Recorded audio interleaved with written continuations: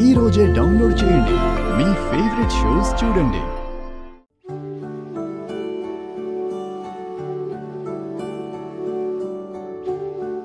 ఏవండి ఆపండి.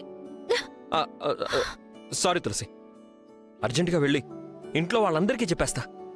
ఏవండి అప్పుడే వద్దండి.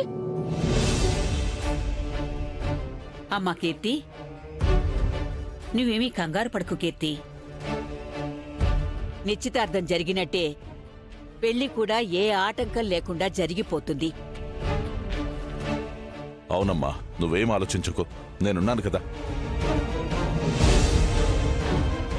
నానా, బామా, బసవ చెప్తున్నాడు కదా, విను. అమ్మా,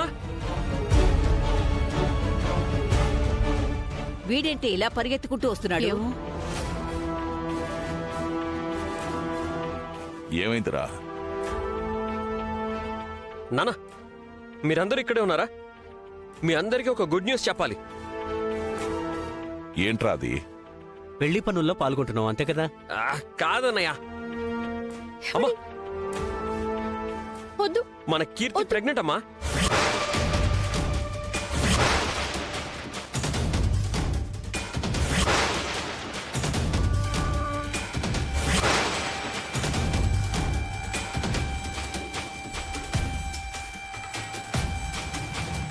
కీర్తి ప్రెగ్నెంట్ అవ్వడం ఏంట్రా? కీర్తి ప్రెగ్నెంట్ అంటే నా ప్లాన్ అంతా ఫెయిల్ అయిపోతుంది. అవునా?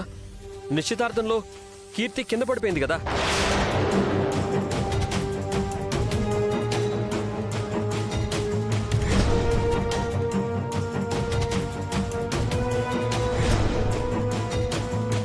కీర్తి కీర్తి కీర్తి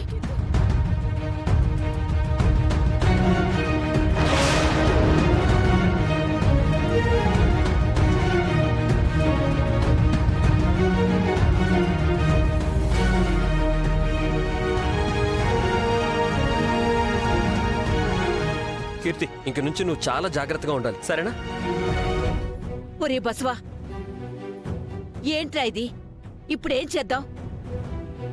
పెళ్లి కూడా పెట్టుకున్నాం కదరా. ఇంకా చెయ్యడానికి ఏముంది బామ్మ?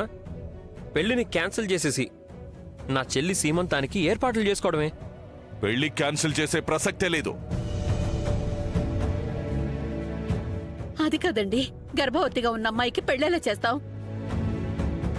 చాలా పెద్ద పాపం చేసిన వాళ్ళం అవుతామండి. నాన్న, ఇంకేం ఆలోచిస్తున్నావు నాన్న? నువ్వు తాత అవుతున్న శుభ సందర్భంలో పెద్ద పార్టీ ఇద్దాం నాన్న క్యాడర్కి. ఒరే సిద్ధు, నేను చెప్పేది జాగ్రత్తగా విను. ఈ పెళ్లికి దాని కడుపులో పెరుగుతున్న బిడ్డే అడ్డవైతే ఆ అడ్డాన్ని తీసేద్దాం.